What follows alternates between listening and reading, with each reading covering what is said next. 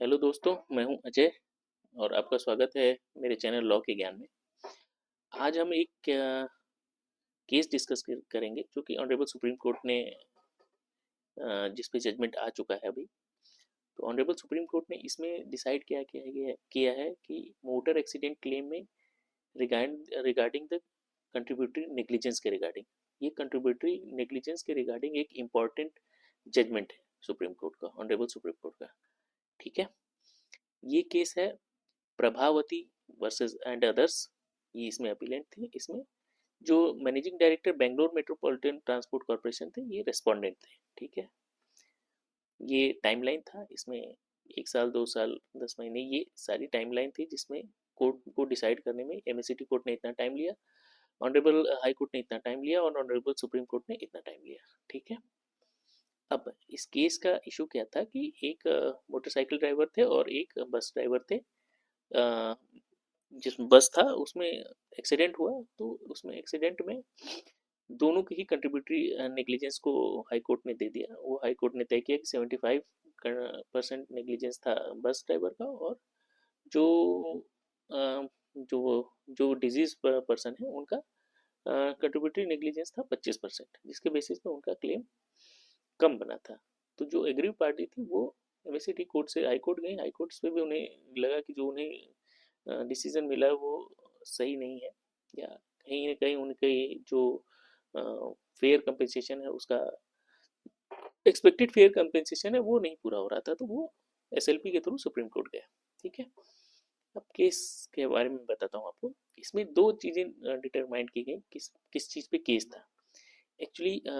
जो केस था, MSCT court ने इनको जो क्लेम बनाया, एमएससीटी कोर्ट ने बोला कि भाई इनका जो लास्ट ड्रॉन सैलरी है वो 62,725 है। इस बेसिस पे इन्होंने 75,97,060 रुपए का at the interest at the rate of the 9% per annum interest के हिसाब से इन्होंने क्लेम बना दिया। ठीक है, और उन्होंने कह दिया, लेकिन वो इससे पार्टी से संतुष्ट नहीं हुआ और वो अपील पे गए हाई कोर्ट में।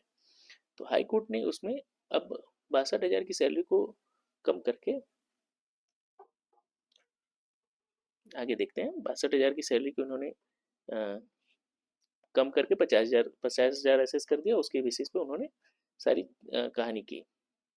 और जबकि उनका डिमांड था कि ये 62,725 से नहीं बल्कि 70,000 के हिसाब से उनका कंपनसेशन बनना चाहिए।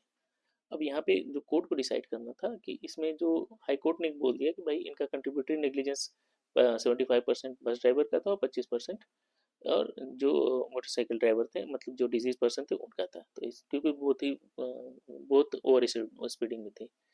तो ये इस पॉइंट पे इशू था।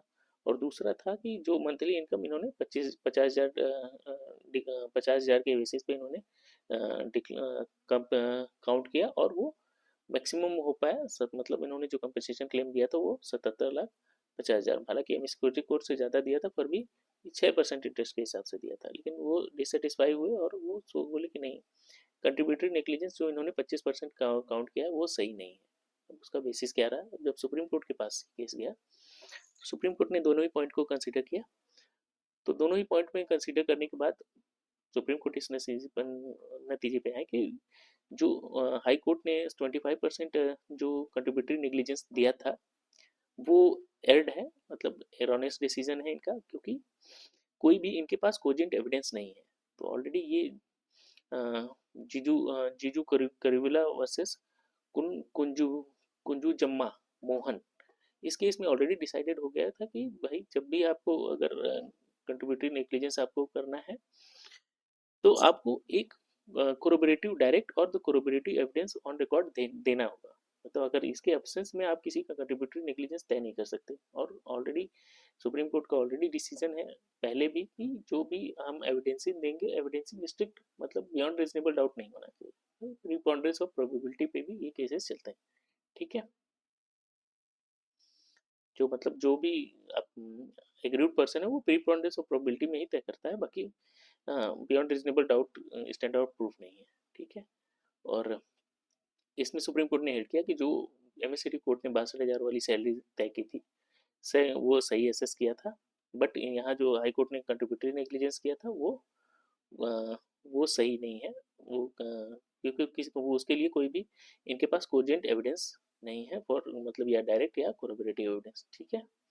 अब इसमें इनका जो 62,725 उन्होंने बोला कि ये ठीक यही सैलरी सही है।